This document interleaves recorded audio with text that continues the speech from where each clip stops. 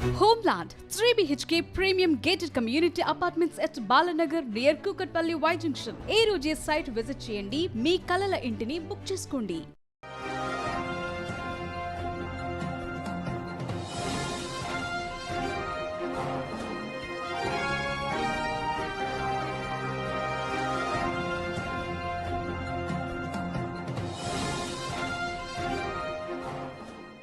ఇక ఊహించిందే జరిగింది. సామాన్యుడికి కేంద్రం షాక్ ఇచ్చింది. ఇంతకాలం ధరల పెంపుపై కాస్త రిలీఫ్ ఇచ్చిన ఆయిల్ కంపెనీలు పెట్రోల్ డీజిల్ వాత పెట్టాయి.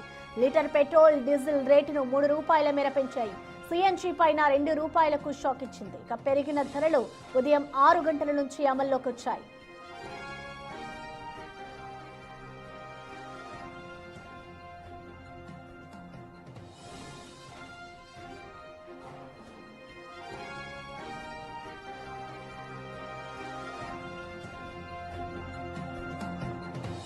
పెరిగిన పెట్రోల్ ధరలకి సంబంధించి ఖమ్మంలో ప్రెసెంట్ సిచ్యువేషన్ ఏ విధంగా ఉందో మరింత సమాచారాన్ని మా ప్రతినిధి భాస్కర్ మనకి అందుబాటులో ఉన్నారు.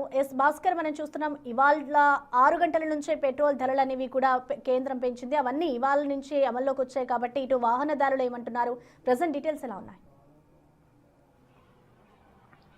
ప్రసన్న ఇప్పుడు చూసుకోవచ్చు. ఖమ్మం ప్రజెంట్ పెట్రోల్ బంక్ దగ్గర ఉన్నాం. ప్రజెంట్ ఒకవైపున ఉదయం తెల్లవారుజామున 6 గంటల నుంచి కూడా పెట్రోల్ ధరలు పెరిగిన నేపథ్యం అవుతుంది. పెట్రోల్ డీజిల్ ధరలు కూడా ఒక సామాన్యుడు ఒకసారి కనీసం ఎందుకు పెంచారు, ఎట్లా పెంచారు, ఇప్పుడు పెంచారని కూడా తెలవని పరిస్థితి అయితే నెలకొందనేది కూడా తెలుస్తున్న నేపథ్యం అయితే ఉంది. మరోవైపున బంకుకి సంబంధించి చాలా వరకు కూడా అంటే ఈ యొక్క పెట్రోల్ ధరలు పెరుగుతున్నాయి అనేది రాత్రి ఒక సోషల్ మీడియాలో హల్చల్ కావడం, తర్వాత తెల్లవారు వరకు 6 గంటల నుంచి కూడా ఒక్కసారిగా 3 రూపాయల డీజిల్కి 3 రూపాయల పెట్రోల్కి పెరగడంతో కూడా ఆందోళన వ్యక్తం చేస్తున్నారు అంతా కూడా. మరోవైపు చూసుకున్న పెట్రోల్ మాత్రం ప్రజెంట్ రేటు పెరగడంతో కూడా వినియోగదారులు కూడా కాస్త ఇబ్బందికర పరిస్థితులు నెలకొని ఉన్నాయి. మరోవైపున చూసుకోవచ్చు చాలా వరకు కూడా లారీలు మొత్తం కూడా అంటే పెట్రోల్ కోసం డీజిల్ కోసం అని చెప్తా వచ్చేసి రేట్లు పెరిగిన తర్వాత వాళ్ళ ఓనర్స్ కంటే ఇదంతా కూడా బయట ఇతర ప్రాంతాల నుంచి వచ్చినటువంటి వెహికల్స్ ఇవన్నీ కూడా రేట్లు పెరిగిన తర్వాత లారీ ఓనర్లకు ఫోన్ చేసేసి దాని మరి మిగతా డబ్బులు కూడా వాళ్ళని అడగాల్సిన పరిస్థితి నెలకొని ఉంది. ఫలితంగా చూసుకుంటే మాత్రం పెట్రోల్ బంకుల వద్ద మాత్రం లారీలు బారులు తీరిన నేపథ్యం అయితే ఉంది.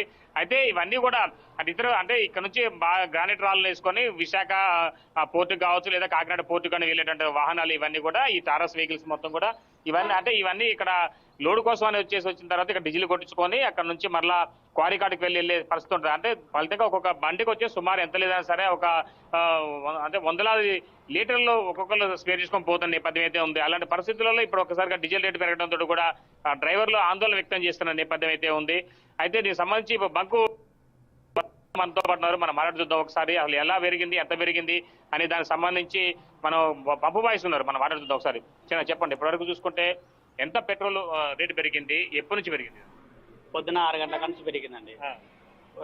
నిన్న 107 ఉండే, ఇప్పుడు 110 అయింది. 110.85 అయింది రూపీస్. డీజిల్ వచ్చేసి 95.68 ఉండే, ఇప్పుడు 98. ఎంత ఉంది రేటు? 90.